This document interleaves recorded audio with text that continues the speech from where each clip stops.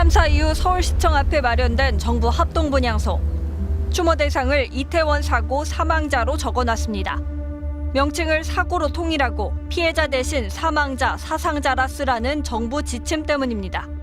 명확해지지 않은 상황에서는 좀 중립적인 용어가 필요하지 않을까. 이태원 참사 특조위 조사 결과 이 같은 정부 지침이 참사 바로 다음 날인 10월 30일 오전 열린 윤석열 전 대통령 주재의 중앙재난안전대책본부 첫 회의에서 결정된 것으로 확인됐습니다. 회의록에 남아있진 않지만 윤 전 대통령이 유흥이나 축제를 즐기러 갔던 사람들이 몰려서 난 사고인데 참사 등 표현이 적절한가라고 물었다는 참고인 진술도 특조위는 확보했습니다. 2022년 10월 29일 서울 한복판에서 159명이 목숨을 잃었다. 압사 위험을 알리는 시민들의 신고는 참사 발생 전부터 반복됐지만 국가는 시민을 보호하지 못했다. 그런데 참사 이튿날 정부가 가장 먼저 바로잡으려 한 것은 무너진 재난 대응 체계가 아니었다. 참사를 부르는 말이었다. 2026년 7월 28일 12.19 이태원 참사 특별조사위원회가 새로운 조사 결과를 공개했다. 특조위가 확보한 자료에 따르면 참사 다음 날 열린 중앙재난안전대책본부 첫 회의에서 참사를 사고로 희생자와 피해자를 사망자로 바꾸는 문제가 논의됐다. 그 이유로 거론된 것은 놀랍게도 국가의 책임이었다. 참사라는 표현을 사용할 경우 국가 책임 문제가 제기될 수 있다는 취지의 논의가 있었다는 것이다. 더 충격적인 대목도 있다. 특조위가 확보한 참고인 진술에 따르면 당시 윤석열은 유흥이나 축제를 즐기러 이태원에 갔던 사람들이 몰리면서 발생한 사고인데 참사라는 표현이 적절하냐는 취지로 말한 것으로 전해졌다. 다만 이 발언은 중대본 회의록에 직접 적힌 문장이 아니라 특조위가 확보한 참고인 진술에 담긴 내용이다. 따라서 앞으로 당사자 조사와 추가 자료를 통해 사실관계가 더욱 명확하게 확인돼야 한다. 그러나 한 가지는 이미 문서로 확인됐다. 참사 다음 날부터 정부가 참사 대신 사고를, 피해자 대신 사망자를 공식 용어로 사용했다는 사실이다. 실제로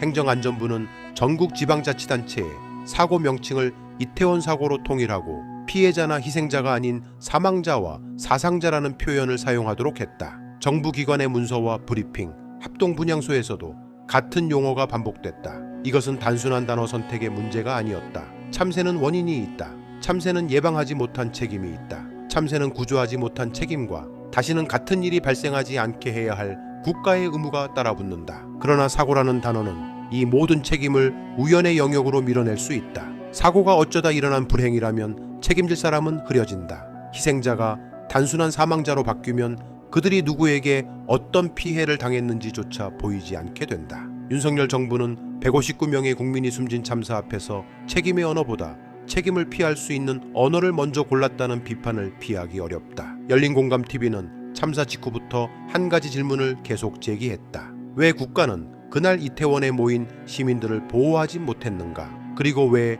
시민의 안전을 지켜야 할 경찰력은 인파 관리보다 마약 단속과 범죄 단속에 집중됐는가? 참사 당일 이태원 일대에 배치된 경찰은 총 137명이었다. 그러나 이들 모두가 인파를 통제하거나 안전 통로를 확보하기 위해 배치된 것은 아니었다. 보도된 경찰 자료에 따르면 형사과 인력 50명을 포함해 상당수가 마약과 절도, 폭행 등 범죄 단속 업무를 맡고 있었다. 당초 16명으로 계획됐던 형사 인력은 서울경찰청의 지시가 내려온 뒤 50명으로 늘어났다. 서울경찰청 마약범죄수사대와 인접경찰서 형사들까지 추가됐다. 참사 닷새의 전인 10월 24일 윤석열은 국무총리와의 주례회동에서 이른바 마약과의 전쟁을 강조하며 특단의 대책을 주문했다. 그리고 참사 전날 서울경찰청장은 헬로윈 기간 마약 문제에 대비하라는 지시를 내렸다. 경찰의 모든 마약 단속이 잘못됐다는 뜻은 아니다. 마약 범죄는 당연히 수사해야 한다.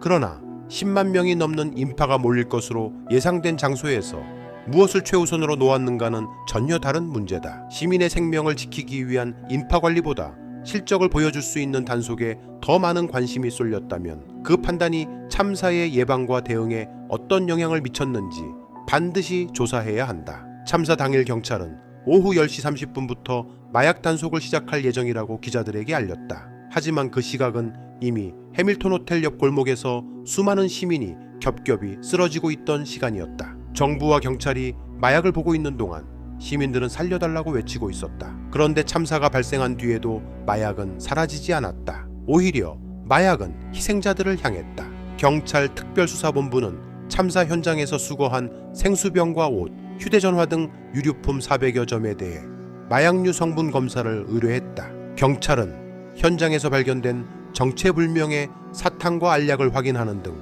모든 가능성을 조사하기 위한 절차였다고 해명했다. 그러나 검사 결과는 모두 음성으로 알려졌다.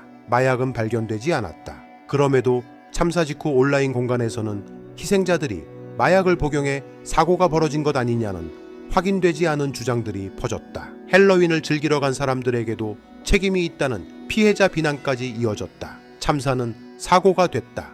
희생자는 사망자가 됐다. 그리고 국가가 보호하지 못한 시민들은 어느 순간 자신이 왜 그곳에 갔는지를 해명해야 하는 사람들이 됐다. 이것이 열린공감TV가 당시 보도를 통해 제기했던 마약 프레임의 본질이다. 정부가 공식적으로 희생자들의 마약 복용을 단정했다는 뜻은 아니다. 그러나 정부가 참사 직후 국가의 책임보다 용어 통제에 집중하고 수사기관이 희생자 유류품에까지 마약 검사를 확대하면서 결과적으로 피해자에게 의심이 향하는 환경이 만들어졌다는 점은 비판과 검증의 대상이 된다. 참사 이전에는 마약 단속이 시민 안전보다 앞에 있었다. 참사 이후에는 마약 의심이 희생자와 유류품을 향했다. 그리고 참사 이튿날부터 정부는 피해자라는 단어까지 지우려 했다. 이 세 장면은 서로 다른 시간에 벌어진 일이다. 하지만 그 방향은 닮아 있다. 국가가 무엇을 하지 못했는가 보다 시민이 왜 그곳에 갔는지를 먼저 묻는 방향이다. 책임자를 찾기보다 피해자의 행동을 설명하게 만드는 방향이다. 윤석열 정부는 왜 참사라는 단어를 부담스러워했을까? 정부는 당시 객관적이고 중립적인 용어를 사용하기 위한 조치였다는 취지로 해명했다. 그러나 중립적인 표현을 위한 것이라면 굳이 국가 책임 가능성까지 거론하며 참사를 사고로 바꿀 이유가 있었는지 의문이 남는다. 더구나 이태원 참사는 아무런 예고 없이 발생한 천재지변이 아니었다. 참사 전부터 대규모 인파가 예상됐다. 현장에서는 압사 위험을 알리는 신고가 반복됐다. 경찰과 용산구청은 사전에 대책회의도 열었다. 그러나 군중 밀집에 대응할 실질적인 안전대책은 작동하지 않았다. 위험을 알리는 정보보고서가 참사 이후 삭제된 사실도 드러났다. 누군가는 위험을 알고 있었다. 하지만 국가는 움직이지 않았다. 그리고 시민들이 숨진 다음 날 정부는 책임을 규명하기에 앞서 참사의 이름부터 바꿨다. 이 때문에 이번에 공개된 회의록과 참고인 진술은 단순한 말실수로 넘길 문제가 아니다. 참사를 대하는 윤석열 정부의 인식이 어디에서 시작됐는지를 보여주는 기록일 수 있기 때문이다. 국민을 구조하지 못한 정부가 가장 먼저 고민한 것이 국가 책임이라면 그것은 재난수습이 아니라 책임수습이었다는 비판을 받을 수밖에 없다. 진상규명도 늦었다. 이태원 참사 특별조사위원회가 본격적인 조사에 착수한 것은 참사 발생 963일 만이었다. 특조위는 참사 발생 과정과 구조 실패, 경찰력 운용, 용산 대통령실 이전이 치안 인력 배치에 미친 영향 등 수십 건의 조사 과제를 다루게 됐다. 그러나 자료 제출은 원활하지 않았다. 행정안전부가 특조위의 자료 요구에 충분히 응하지 않았다는 지적이 나왔고 이번에 확인된 중대본 회의록 역시 행정안전부의 공식 문서로 등록되지 않은 경위가 추가 조사 대상이 됐다. 왜 정부의 첫 대응을 담은 중요한 회의 기록이 정상적으로 관리되지 않았는가? 왜 특조위의 요구에 관련 자료가 곧바로 제출되지 않았는가? 누가 참사를 사고로 바꾸자고 제안했으며 최종 결정은 누구의 지시로 내려졌는가? 참고인 진술에 등장한 윤석열의 발언은 사실인가? 이제 이 질문에 답해야 한다. 이태원 참사는 축제를 즐기러 간 시민들이 만든 사고가 아니다. 국가가 예측할 수 있었던 위험을 관리하지 못해 발생한 사회적 참사다. 시민이 거리에 나갔다는 이유로 생명과 안전을 보호받을 권리가 사라지는 것은 아니다. 누구를 만나러 갔는지, 어떤 옷을 입었는지, 술을 마셨는지, 축제를 즐겼는지는 국가의 책임을 줄여주지 않는다. 정부가 해야 할 일은 국민이 왜 그곳에 갔는지를 따지는 것이 아니었다. 그들이 안전하게 집으로 돌아가도록 지키는 일이었다. 그러나 국가는 그 일을 하지 못했다. 그리고 참사 이후에는 피해자라는 이름마저 지우려 했다. 참사를 사고라고 부른다고 참사가 사라지는 것은 아니다. 희생자를 사망자라고 부른다고 국가의 책임이 사라지는 것도 아니다. 마약을 앞세운다고 구조 실패의 시간이 지워지는 것도 아니다. 159명의 죽음은 단어를 바꿔 감출 수 있는 행정기록이 아니다. 이제 바꿔야 할 것은 참사의 이름이 아니다. 참사를 대하는 국가의 태도다. 피해자는 강릉 47년 노포의 맛을 우리 집에서 여름엔 시원한 물막국수, 입맛 살리는 비빔막국수까지 푸짐한 7인분 구성이 18,900원.